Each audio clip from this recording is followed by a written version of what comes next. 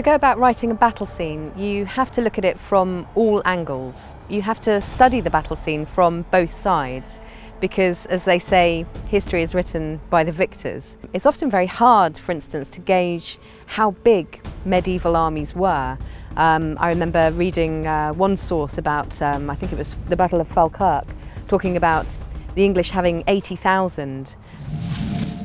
Often these sizes of armies vary so much because they're being used as propaganda. A victor looks even more victorious if he fought and won against a massive foe. Once you've read all you can about these battles, it's best if you can to go to the battle site itself and try and understand the sort of terrain that would have been facing these armies. This can be quite tricky. I mean, the Battle of Bannockburn site is still debated today.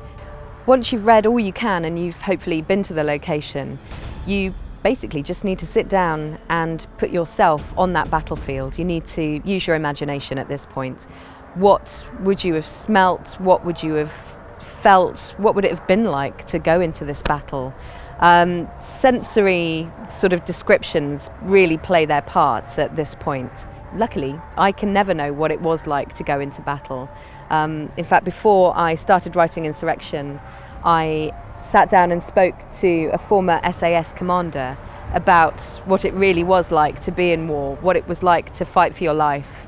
And this gave me an invaluable insight into the sort of deeper psyche of war, how it can affect you physically, mentally, emotionally, both before the battle, during it and after. So hopefully by talking to him I've got a little bit of a deeper understanding into what it might have been like for these men facing a foe on a field and facing death.